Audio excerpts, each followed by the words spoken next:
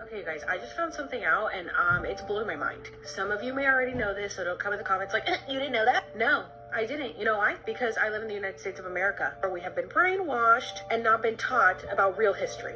Okay, if you guys go to the first video on this playlist, the simulation, I filmed it on January 11th, 2021. And it was showing how all of the times were different on every clock, every digital clock.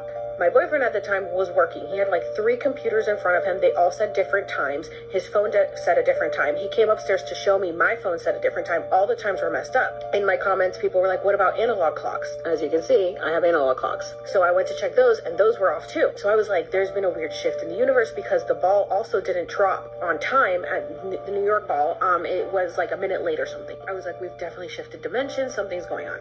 Look at this.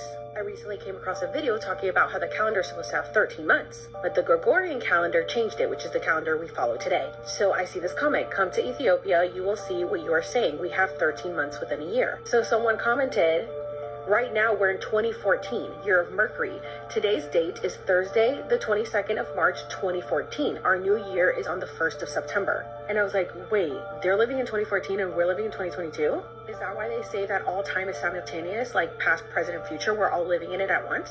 But then I saw this comment. So if we're in 2014, according to your calendar, 2020 Gregorian calendar corresponds to 2012, your calendar, when the truth started to come out and people woke.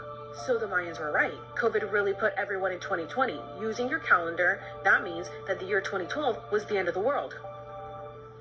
Mind blown. Okay, so of course I had to look up when our calendar started. It was in 1582.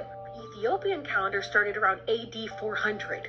So they are obviously way more correct than we are. How many years did we lose switching to the Gregorian calendar? 8 years. We're lost in translation when the switch to the Gregorian calendar was made to in the 15th century. And if you guys remember, the Mayan calendar says that the end of the world would be on December 21st, 2012. And even according to the Julian calendar, that would be on January 21st, 2020, when COVID was at its peak. So I'm freaking out in the middle of the night, and I message my dear friend, JK Ultra, Jen. If you guys aren't following her, please go follow her, who's super into all this stuff. And I was like, girl, I'm sure you know this, but did you know this? And her and I are both freaking out because we didn't know this. So she goes and converts what day is December 21st, 2012 in the Ethiopian calendar. What does it calculate to us? December 31st, 2019. So the last day of the world, according to the Mayan calendar, was on December 21st, 2012, if we had kept up with the original calendar. But because we switched it, it was December 31st, 2019. So in 2020, the new world started. So we have already shifted into a new dimension. And this is why everything is so different. This makes so much sense. Are you guys freaking out? Because I'm freaking out.